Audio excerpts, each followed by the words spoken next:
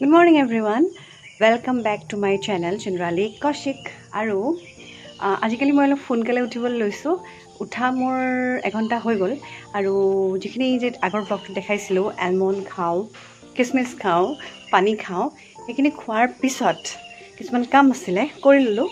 আৰু এতিয়া একাপ চাহ লৈছোঁ কিয় জানো চাহটো ৰাতিপুৱা এৰিম বুলি ভাবিছোঁ নেখালে দেখোন কানিয়া কানিয়া লাগি থাকে আৰু মই যে ক'লোঁ কিছুমান কাম কৰোঁ মই য়োগা কৰোঁ আচলতে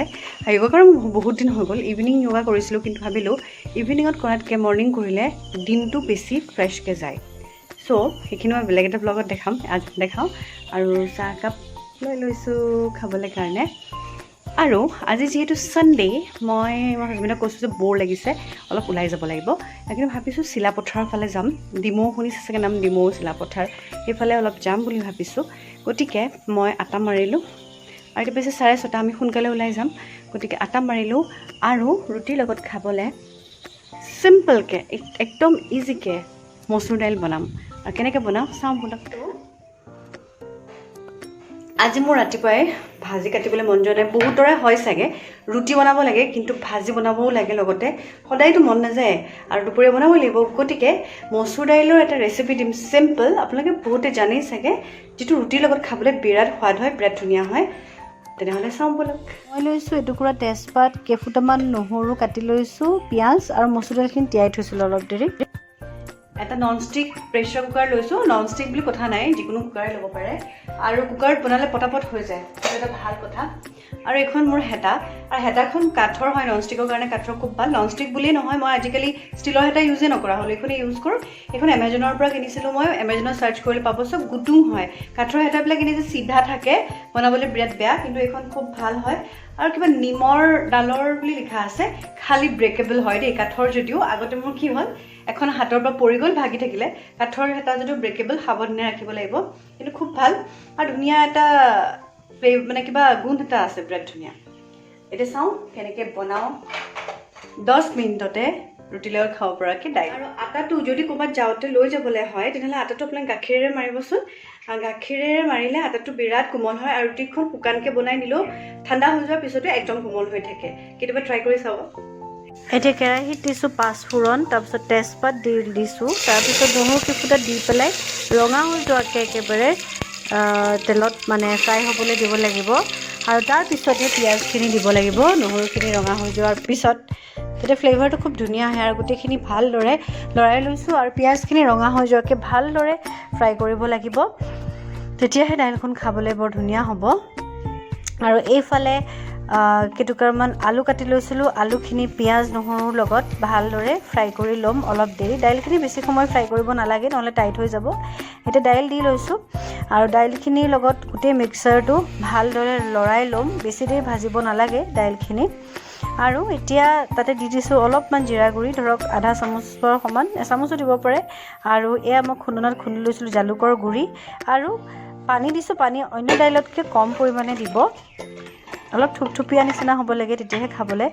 ভাল হয় যিহেতু ৰুটিৰ লগত খোৱা বেছি পানী হ'লে বেয়া হ'ব আৰু সোৱাদ অনুসৰি নিমখ দি দিব আপোনালোকে লাষ্টত নিমখটো দিব আৰু এয়া চাওক কুকাৰত হুইচেল মাৰিলোঁ মই দুটা মাৰিছোঁ বেছি হুইচেল মাৰিব নালাগে তাৰপিছত মই গৰু ঘিউ এচামুচ দি দিলোঁ আৰু আমাৰ মচুৰ দাইল ৰেডি খাবলৈ কিন্তু খুব ধুনীয়া হয় খুব সোৱাদ হয় ঘৰত ট্ৰাই কৰিব পাৰে আৰু এইফালে মোৰ এইখন মস্ত ডাঙৰ টেৱা তাত 2খন ৰুটি একেলগে হয় এনেই 3খন ৰুটি হয় ইয়াতে ৰুটিখন সৰু হ'লে আৰু মোৰ ৰুটিখন যিহেতু বহুত ডাঙৰ হৈছে গতিকে 2খন বনাইছোঁ সৰু ৰুটি হ'লে 3খনো হৈ যায় বিৰাট ভাল এখনতো প্ৰকাণ্ড মস্ত ৰুটি হৈছে আৰু 3খনকৈ হ'লেতো 3বাৰতে 9খন ৰুটি হৈ যায় সেই টেৱাখন বিৰাট ভাল এমাজনৰ পৰা কিনিছিলোঁ প্ৰেষ্টিজৰ টেৱা ডোচা টাৱা হয় একচুৱেলি কিন্তু মানে ডোচাটো কি হয় আমাৰ খোৱা নহয় আৰু মই দুবাৰমান ট্ৰাই কৰিলোঁ মোৰ নুঠিলে বাদ দিলোঁ সেইকাৰণে ভালো নাপায় ঘৰত খাই আৰু মাছটো একচুৱেলি অকণ উঠি আহিলে অকণ উঠা নিচিনা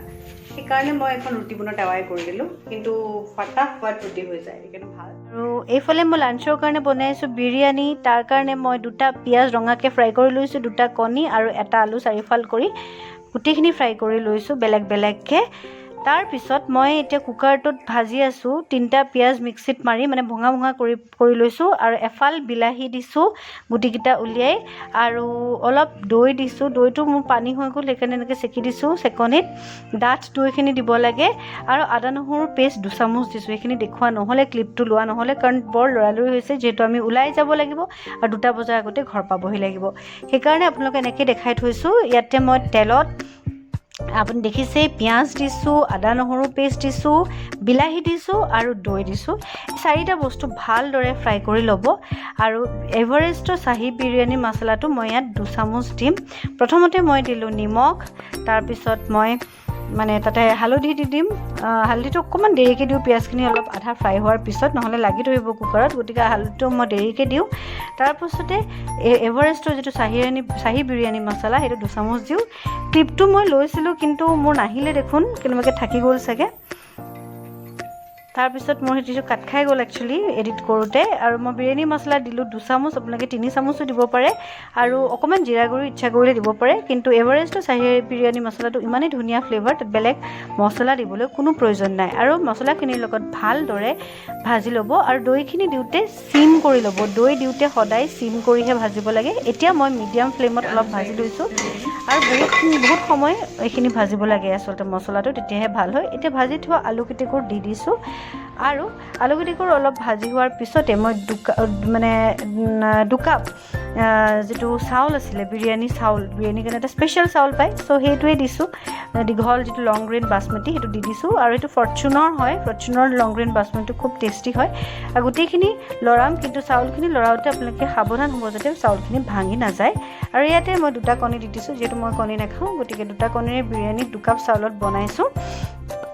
আৰু দি পেলাই এতিয়া চাওক এইটোৱে এভাৰেজ বিৰিয়ানী মছলা আগতে দিলোঁ এতিয়াও মই আধা চামুচমান দি দিছোঁ টোটেল মই 2.5 চামুচমান দিছোঁ যিহেতু ৰাগেও খাব আপোনালোকে মানে সোৱাদ অনুসৰি কম বেছি কৰিব পাৰে এইটো আপোনালোকৰ ইচ্ছাৰ কথা আৰু মই অলপ জিৰা গুড়িও দি দিম কাৰণ জিৰা গুড়িৰ ফ্লেভাৰটো ভাল লাগে আৰু এগ বিৰিয়ানীত যিহেতু মছলাটোতে টেষ্টটো আনিব লাগে চিকেন নহয় যিহেতু সেইকাৰণে অলপ মছলাটোৰ ফ্লেভাৰটো লাগে আৰু এতিয়া গোটেইখিনি ধুনীয়াকৈ ফ্ৰাই কৰা হৈ গ'ল ফ্ৰাই কৰাৰ পিছত মই এই ৰঙাকৈ ভাজি থোৱা পিঁয়াজখিনি ওপৰত স্প্ৰিংকল কৰি পেলাই দি দিম আৰু পানী দিয়াৰ পিছত কিন্তু আমি নিমখটো আকৌ চেক কৰিব লাগিব আৰু পিঁয়াজখিনি ওপৰতেই দিম চক এনেকুৱা হয় দেখিবলৈ দিয়াৰ পিছত এতিয়া মই পানী এড কৰিম যিহেতু 2 কাপ চাউল দিছিলোঁ আৰু মই 2 কাপ পানীয়ে দিম তাতকৈ বেছি নিদিওঁ আৰু কুকাৰত যিহেতু বনাইছোঁ আৰু অকণমান ভাবিছোঁ 2 কাপ দিলেও হয় আৰু অকণমান দিলে ভাল হ'ব আৰু অকণমান পানী ইচ্ছা কৰিলে দিব পাৰে কিন্তু 2 কাপেই পাৰফেক্ট হয় এতিয়া মই নিমখটো অকণমান চেলেকি পেলাই চালোঁ নিমখটো ঠিকে আছে আৰু কম হ'লে আপোনালোকে পিছতো নিমখ অকণমান দি দিব পাৰে আৰু এতিয়া এইটো বনাওঁতে খুব বেছি 20 মিনিট সময় লাগে বেছি সময় নালাগে আৰু এতিয়া ধুনীয়াকৈ কুকাৰৰ হুইচেলখন মাৰি দিয়ক হুইচেলটো মই 2টা হুইচেল দিছোঁ বেছি হুইচেল নালাগে নহ'লে বেয়া হ'ব খাবলৈ আৰু এতিয়া মই আপোনালোকক কুকাৰটো খুলি পেলাই দেখাম লজিজ বিৰিয়ানী খাবলৈ বিৰাট ধুনীয়া হৈছিলে কিন্তু সঁচাকৈ খুব ধুনীয়া হয় আৰু আপোনালোকে এখন কাটা চামুচ ল'ব আৰু কাটা চামুচেৰে ওপৰ তল কৰি দিব তলৰ ভাতখিনি তলৰ যিখিনি চাউল সেইখিনি যাতে সিজি নাযায় আৰু এয়া চাওক মোৰ চাউলটো অকণমানো ভঙা নাই আৰু দেখিবলৈ খুব ধুনীয়া হৈছে আৰু মই কাটা চামুচ এখনেৰে লাহে আৰু এইটো হৈছে বিৰিয়ানী চব চাউলটো একদম এটা হৈছে এনেকুৱা হ'ব লাগে আৰু একদম সফ্ট হৈছে আৰু এগ বিৰিয়ানী ট্ৰাই কৰিব পাৰে ঘৰত ভাল হয় আমি ইমান চাপৰি গৈ আছোঁ কিন্তু আমি সিমান চাপৰি সেইটো ব্লগত নেদেখাম নেক্সট ব্লগটোত দেখাম টেঙৰ আছে আপোনালোকে যেতিয়া দেখাই দিলে চাব মানে একেটাতে শেষ হৈ যাব সেইকাৰণে নেক্সট ব্লগত ৰৈ থাকিব চাবলৈ কাৰণে দেই আৰু তেনেহ'লে আৰু এটা নতুন ব্লগ লৈ তাৰমানে আমি যে ফুৰিবলৈ যাম আজি সেইটোৰ ব্লগ লৈ পেলাই আকৌ পৰহিলৈ মই দি আছোঁ till then take care and bye bye আৰু যদি আমাৰ চেনেলটো ভাল লাগিছে লাইক কৰিব শ্বেয়াৰ কৰিব আমাৰ চেনেল নতুন হ'লে ছাবস্ক্ৰাইব কৰি দিব till then take care bye bye কৈ দিয়া